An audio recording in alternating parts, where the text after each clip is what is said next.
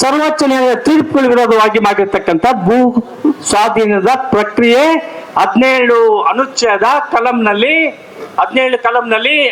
ಪ್ರಾಥಮಿಕ ಅನುಚ್ಛೇದನ ಕೊಟ್ಟಿರುವುದು ಅಸಿಂಧತ್ವ ಆಗ್ತದೆ. ನಾನು ಹೇಳ್ತಾ ಇಲ್ಲ, ಸುಪ್ರೀಂ ಕೋರ್ಟ್ ತೀರ್ಪು ಹೇಳ್ತದೆ. ಕೂಡ ಮಾತು ಜಡ್ಜ್ಮೆಂಟ್. ಈ ತೀರ್ಪು ನಿಮ್ಮ ಅಡ್ವೊಕೇಟ್ ಜನರಲ್ ಲಾ ಡಿಪಾರ್ಟ್ಮೆಂಟ್ ಅಭಿಪ್ರಾಯ ಕೊಡ್ಲಿಲ್ವಾ ನಿಮಗೆ? ಇದು 1999ನೇ ಕಟ್ಟಲೆ ಸರ್ವೋಚ್ಚ ನ್ಯಾಯಾಲಯವು ಪ್ರಿವಿ ಕೌನ್ಸಿಲ್ ಅಂತ ಇತ್ತು ನಮ್ಮ ಸರ್ವೋಚ್ಚ ನ್ಯಾಯಾಲಯ ಇರೋಕ್ ಮೊದಲು. ಅದನ್ನ ಆಧಾರದ ಮೇಲೆ Taylor versus Taylor 1924 privy council. ಅದಾದ್ಮೇಲೆ ಇನ್ನೊಂದು ಜಡ್ಜ್ಮೆಂಟ್ ಇದೆ, ಯಾವ್ದಪ್ಪ ಅಂತ ಹೇಳಿದ್ರೆ King Emperor case 1939 House of Lords chancellors decision. ಎಲ್ಲ ಮತ್ತು ಸರ್ವೋಚ್ಚ ನ್ಯಾಯಾಲಯ ತೀರ್ಪುಗಳ ಆಧಾರದ ಮೇಲೆ ಹಿಂಗೆ ಹೇಳ್ತಾರೆ. ಬಾಬು ವರ್ಗೀಸ್ ಕೇಸ್ನಲ್ಲಿ 1999 AR 1281 ಪೇಜು ಪುಟ ಸುಪ್ರೀಂ ಕೋರ್ಟ್ನವ್ರು ಹೇಳ್ತಾರೆ,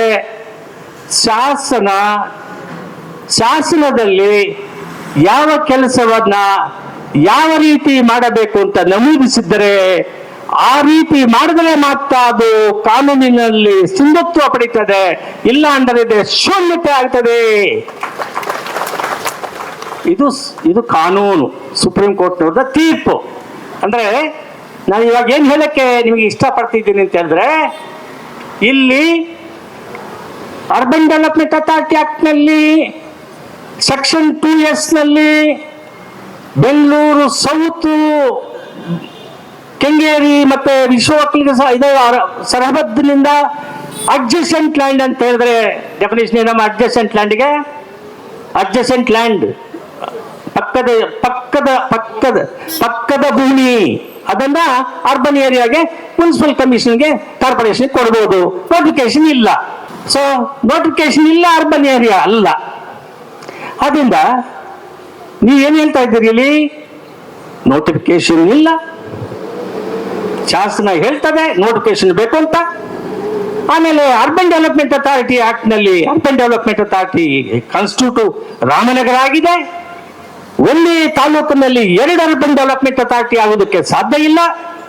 ಸೆಕ್ಷನ್ 3 ನಲ್ಲಿ Bidadi small town planning authority is not urban development authority.